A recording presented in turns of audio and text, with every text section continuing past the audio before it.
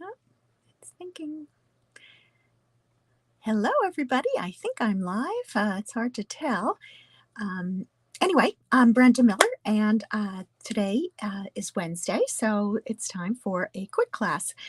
One of my quick classes are where I go live every week on Wednesdays at 3 p.m. Eastern Time to share something new or something I'm working on, or just some helpful tips from my Stampin' Up! Business. And I've been a demonstrator for over 25 years.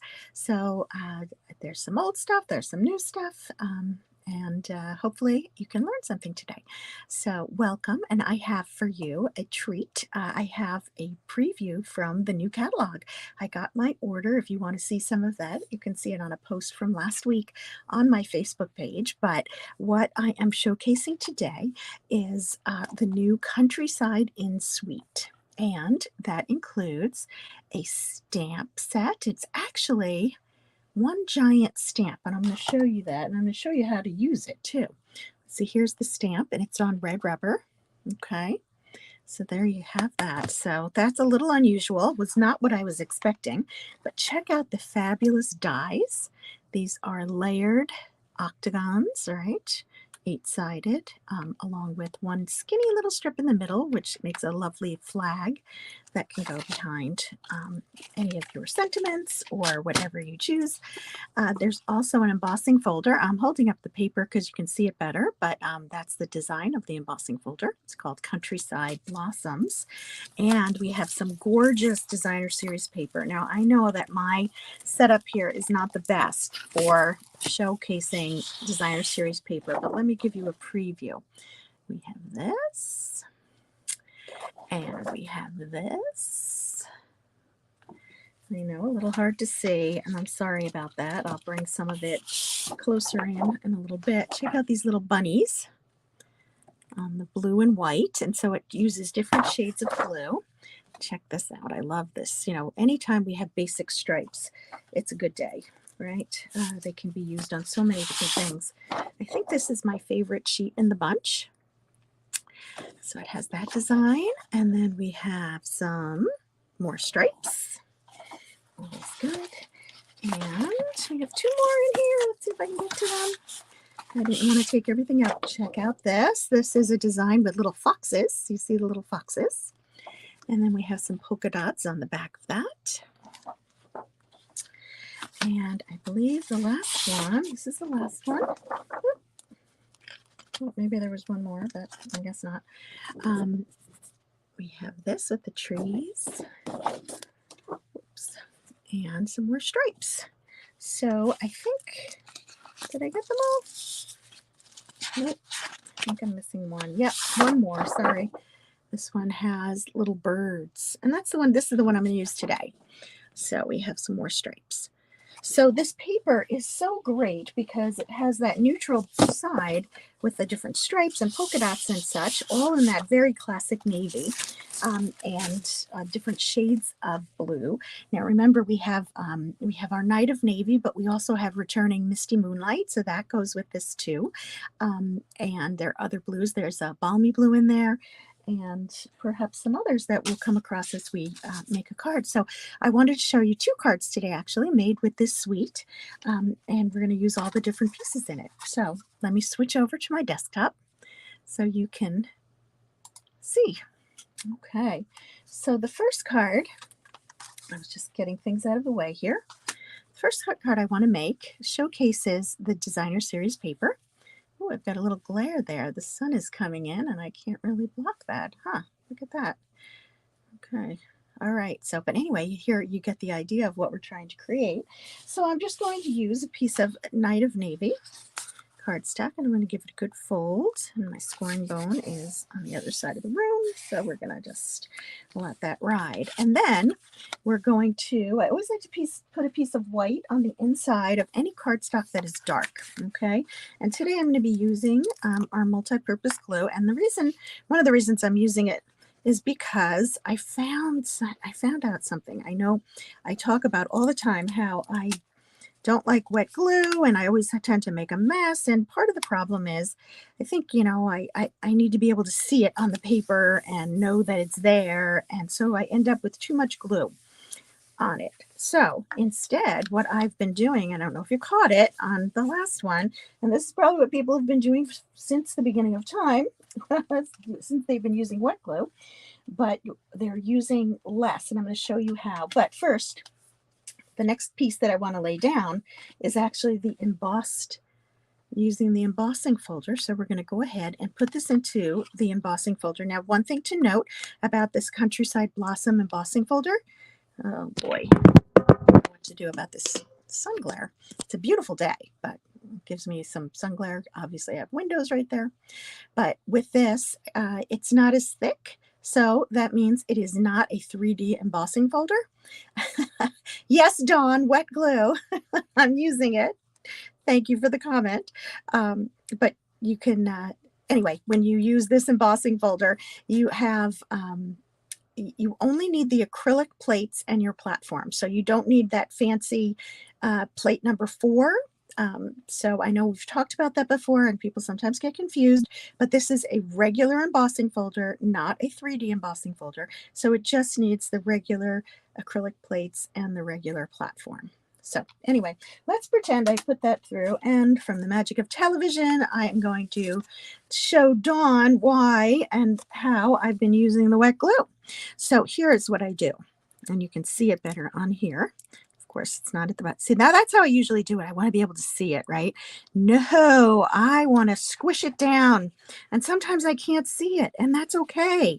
But it ends up spreading it out a little bit more, and it makes, when I put it down, I end up, I can squish it around just a little bit to get it in place, and you hold it for a count of 10. 1, 2, 3, 4, 5, 6, 7, 8, 9, 10, and there you have it. So the key, and I'll show you to a few more times today, but is to, I don't just squeeze it out, I actually rub it, almost burnishing it into the paper, which is not really what I'm doing, but it's just making it come out thinner. So the next piece I'm going to put down is that designer series paper. I cut a piece 4 inches wide, and I was able to make all these cards using that one 4-inch by 12-inch strip. So I want the stripes up on this one, so I'm going to use my glue. And come on. Of course, this one's getting empty. Oopsie, I did it again. So I have to get it going. You see, I put a bunch on, and it's really not that much because I've just kind of squiggled it on there. I'm putting this more towards the top portion of the card, above center, trying to make sure my lines are straight. And I do like using wet glue whenever I'm using embossing folders, because I have to say it's much better than using a dry glue. As much as I prefer the dry glue, meaning tape, it is better and easier to use the wet glue because it can get into those little nooks and crannies that you've made. Okay, so next up we have a piece of designer series paper, the other side, and you'll see this is 4 by 3, and what I need is a piece of balmy blue. Let me grab some of that. I had some out, so here's a piece. I do have to trim it a little bit if I remember correctly, so let me take out my paper trimmer. Always easy to do, always good to showcase the paper trimmer. So if the piece of designer series paper is 4 by 3, which maximizes what I can get out of a sheet of 12 by 12 paper, I want to make sure that my mat for it is 4 1/4. Slice that and line it up at 4 1/4, and then by 3 1/4. And does that seem right? No. That is a mismeasurement. It needs to be, let's see what size this is. Yep, this is 4 by 4 by 3. Why isn't this working? Okay, because this way is 3 1/4 by 4 1/4. Okay. I don't know. I confused myself unnecessarily. It is correct. Don't know don't know where my head went. So anyway, so I want to make sure that I put the glue this time on the straight side, and you see how I just squish it around, and I'm feeling much better about this now that I just squish it around. Now you'll notice that as I'm putting it on here, they're upside down. My birds are upside down. So you want to make sure that when you go to put it on your card that you have it right side up. I'm going to go ahead and use dimensionals. I like to use dimensionals also, so wet glue and dimensionals when adhering to something that is embossed, because it will hold better. When you use regular tape, it can miss spots. So I want to lay this down, and there we have it. So that's the base of our card. And now for the fun stuff. Let's take a look at this giant stamp.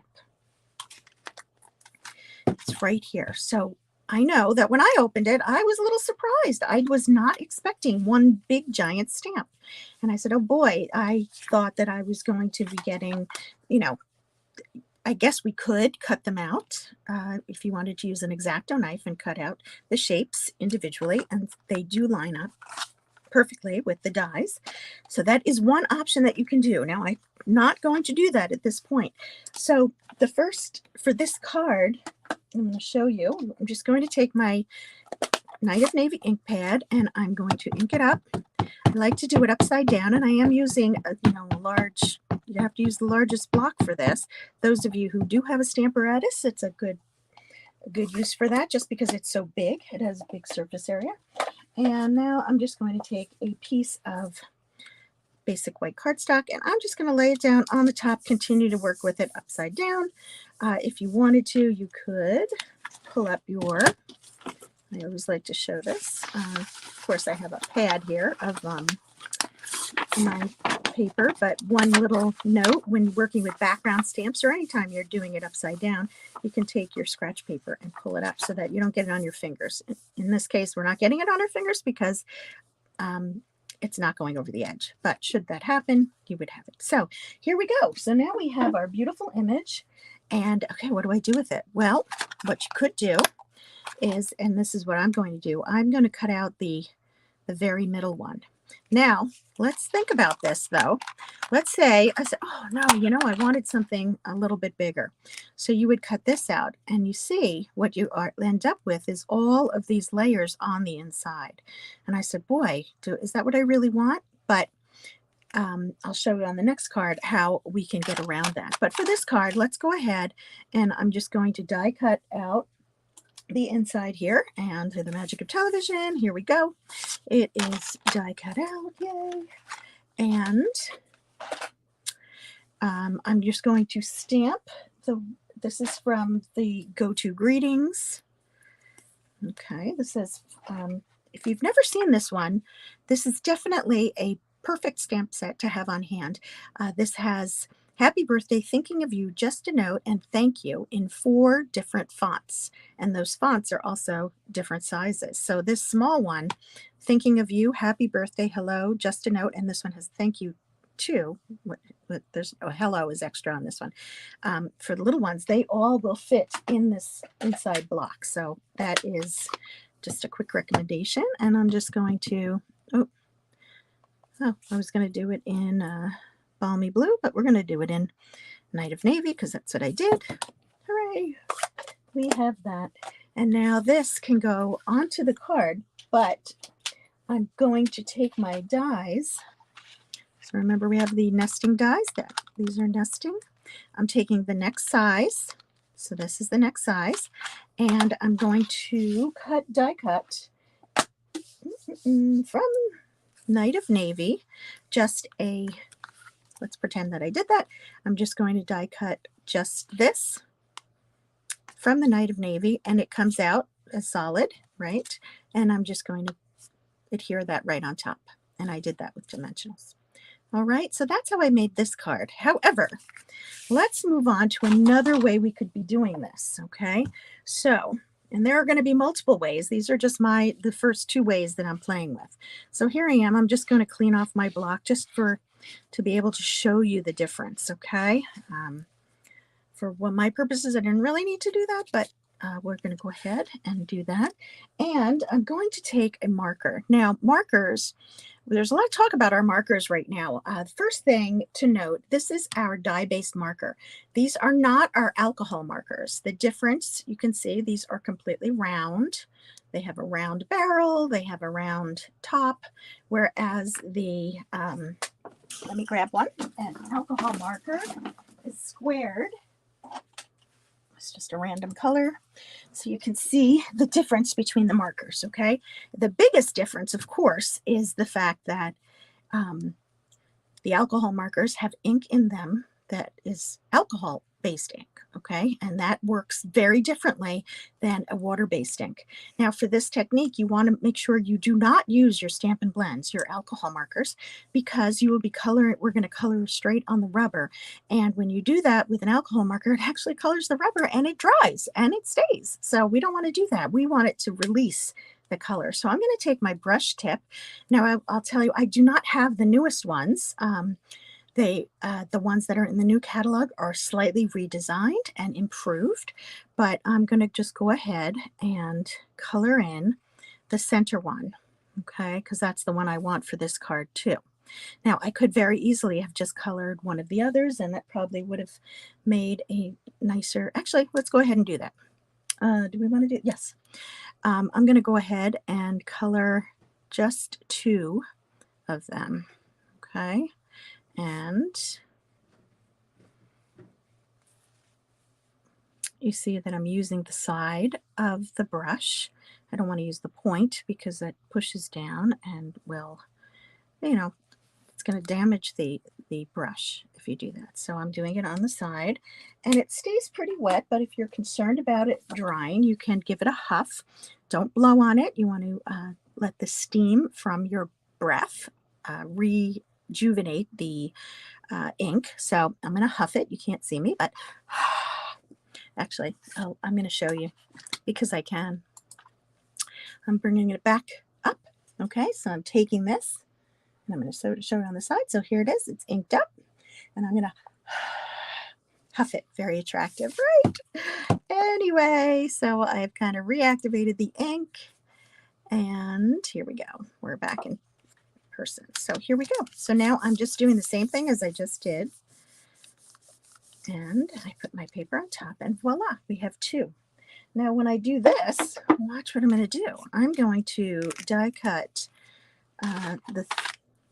actually I need that too. I'm going to die cut out the third size, okay? And I'm going to die cut this out at the same time. And then with this one, I'm going to die cut from a Night of Navy piece. So give me 1 second, because the magic of television did not work on this because I forgot to do it. Ah, right? Always something, right? So let me just die cut. So I'm just using the Stampin' Cut and Emboss machine. I'm just a little bit to the side of the camera, which is why you can hear me but not see me. So that's just where I have it set up. And here we go. We have first our pieces die cut. So yeah, we've got a hole in this one, right? Because we just cut that out. But we're going to cover up that hole when we die cut the other piece, the middle size. You hear the machine going. Yes, yes, yes. All right. And so now we have our pieces back, okay? So those are the three pieces that we just die cut. And now we're ready to assemble a card. So let me show you how we did that. But I can show you how this works right now. So here's our Night of Navy piece. I'm just going to layer that here and then layer this inside of it, okay? And that card comes out looking like this. All right, so all I did is I took, just so that you know, this ribbon, this is the bordered ribbon. It's navy, and it's in the current mini catalog, I believe, and it is carrying over, so we're very excited about that. I just put a piece here, and here you can see I layered this with the dimensional. So I put dimensionals on the back side of this, laid it down. I took my plain piece and I just adhered it over the top. And then I would stamp my sentiment here and go ahead and put that on top of that. So that is how that card was assembled. These little flowers, these metallic flowers, are retiring, and I wanted to use them one more time because they're so pretty. They have a little heft to them. They have glue dots on the back, so really fun, just something that you can get. But the rest of the stuff is going to be in the new catalog, and that catalog launches on May 2nd. I have copies of it, so those of you coming to class this week, I have copies for you. Other customers, I've already mailed them out to you. And if you're somebody new and is looking for, and you're in the US and you're looking for a catalog, I'd be happy to send you one. So send me a direct message, a PM, whatever works for you, email. You can check out my website at brendamillersu.com, and I have more information there. But anyway, that is today's feature. So let's hold up the cards so you can see them one more time with the sunlight coming through. Oh, yeah. Gotta get around it. Okay, so anyway, thank you so much for joining me, and I will see you next week. Thank you. Bye-bye.